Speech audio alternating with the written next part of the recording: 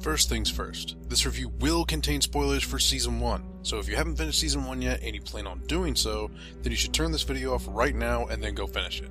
Second thing is that it's not going to be a particularly long review, as most of the enjoyment from the Walking Dead series is in its story, and prattling on in a video review may cause me to tread into potential spoiler territory. In Season 2 you'll pick up pretty much where Season 1 left off, only this time you'll be filling the shoes of Clementine instead of Lee. Clementine tends to react to the environment in different ways than Lee did, by slipping through small holes and overall just depending on her diminutive size rather than brute force. That small difference aside, most of your time will still be spent pointing, clicking, moving, etc, etc. You know, adventure game stuff.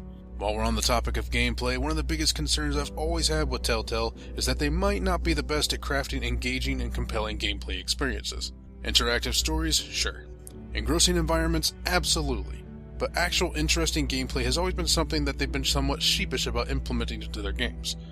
Episode 2 actually takes a step in the direction of being an actual game by implementing more action-based sequences, and while they may just boil down to being QuickTime events, they're still a welcome change from the sometimes lethargic gameplay that was in Season 1.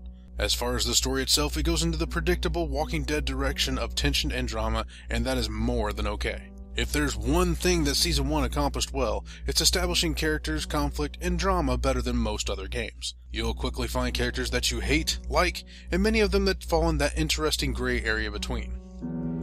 All is not perfect with Season 2's story, however. With Season 1, every time you finished an episode, it felt like it wrapped up rather nicely, while also offering a pretty big cliffhanger for the next episode. With Season 2, Episode 1, it has a cliffhanger, but doesn't really offer much in the way of closure on the conflicts that you've encountered. While it is hard to fault them too much for this since there's so many episodes left before the end of the season, Episode's 1 ending feels rather abrupt and lacking in any real satisfaction of progress made. It feels more like a big setup for future episodes rather than a complete and satisfying experience.